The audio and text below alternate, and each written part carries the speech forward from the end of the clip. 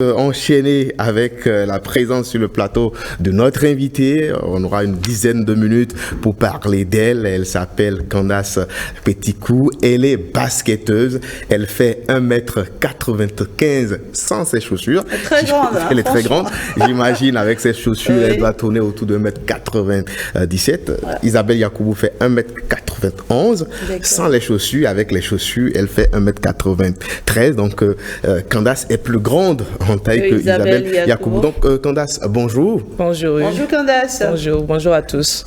Vous jouez au poste de pivot. Vous avez commencé le basket il y a 8 ans derrière, à l'âge de 12 ans. Vous avez 20 ans aujourd'hui.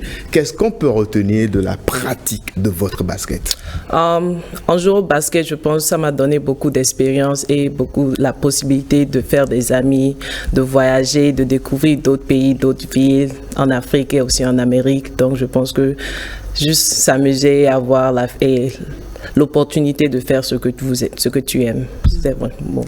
Vous êtes à Washington State University, vous faites les études de finance à l'université. Comment réussissez-vous à allier et les études et le basket?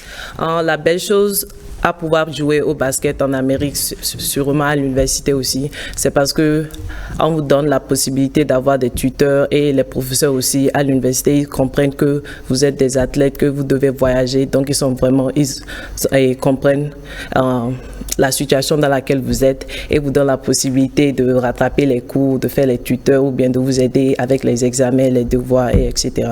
À l'université, en tout cas dans votre high school, vous tournez en moyenne autour de 12,7 points, 15 rebonds, sans oublier que vous avez régulièrement autour de 2 blocs. Quel est le secret de cette réussite parlant de vos statistiques? Déjà, en tant qu'un pivot, la majorité du temps, il faut que tu sois agressif dans le match. Et je pense qu'avec moi, avec ma taille et l'agressivité que j'ai en tant qu'Africaine, ça m'a beaucoup aidé à pouvoir avoir l'opportunité de scorer et marquer les paniers facilement et de montrer de quoi je suis capable. Et le rebond aussi, avec la taille, je dirais 1m95, ça aide aussi beaucoup à avoir beaucoup de rebonds, vu que la majorité des gens en Afrique, au lycée, ne sont pas vraiment élancés. Mais quand tu viens à l'université, tu vois des gens vraiment élancés. Vous êtes parti aux États-Unis un peu tôt, autour de 15-16 ans. Est-ce que votre père vous a laissé partir facilement? Non, pas vraiment. Au commencement, il avait peur que c'était pas quelque chose de sérieux. Il pensait que c'était un truc du genre trafficking. Mais par l'aide de ma mère, mes oncles, ma famille, on l'a convaincu. Il a finalement accepté. Et j'ai eu l'opportunité d'avoir la bourse et maintenant pour étudier en Amérique. Vous êtes aux États-Unis, donc depuis 4 années que vous êtes aux États-Unis. J'ai fouillé un peu et je constate que cette saison, vous n'avez pas joué. Quelle est la principale raison? Ah oui, j'avais un petit problème avec mon pied, donc j'ai dû me reposer pour cette année. Mais l'année prochaine, je serai en train de jouer. Quel est votre modèle de basketteuse? Mon modèle de basketteuse, en venant en tant qu'Africaine béninoise, je vais dire Isabelle Yacoubou. On la connaît, je l'ai connue quand j'étais venue au Bénin. Elle m'a vraiment beaucoup aidée. Je l'ai vue jouer en France. Et ça m'a vraiment, j'ai apprécié qu'elle a eu l'opportunité d'aller en France. Et je me suis dit, un jour, j'irai aussi faire comme elle. Et en grandissant, il y a aussi une joueuse à la WNBA. Elle s'appelle A'ja Wilson. Elle joue au poste de pivot aussi, comme Isabelle Yacoubou et moi aussi. Et elle est vraiment agressive, vraiment élancée et très bonne à la NBA, à la WNBA, donc je voudrais être comme elle au futur. Dans l'immédiat, est-ce que vous rêvez jouer dans la WNBA ou aller d'abord en Europe et puis après revenir aux États-Unis? Je voudrais d'abord aller en Europe, précisément en Espagne ou en France, pour jouer dans un club là-bas. Mais si j'ai l'opportunité d'aller à la WNBA, j'aimerais bien aller à la WNBA. Vous avez des contacts en Espagne? Oui, j'ai beaucoup de connexions. Il y a beaucoup d'élèves internationaux qui sont dans mon université avec des parents qui jouent. Donc, j'ai beaucoup de connexions et il y aura toujours un moyen. Et avec la possibilité que je ne veux pas trop me faire la tête, mais une bonne joueuse.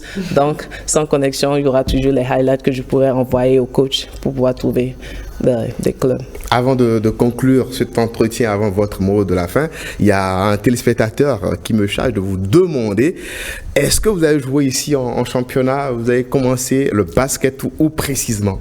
J'ai commencé le basketball à Natitengu. J'ai joué pour mon école à Saint-Augustin et petit à petit, j'ai commencé par venir à Cotonou. Je suis resté à Cotonou. J'ai fait 3 contre 3, le championnat de 3 contre 3 et j'ai joué aussi à un club à Natitengu.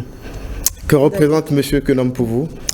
Monsieur Kenom, c'est mon coach. Quand j'étais ici à Cotonou, j'ai joué pour son club 2A2B. Merci beaucoup. Votre mot de la fin?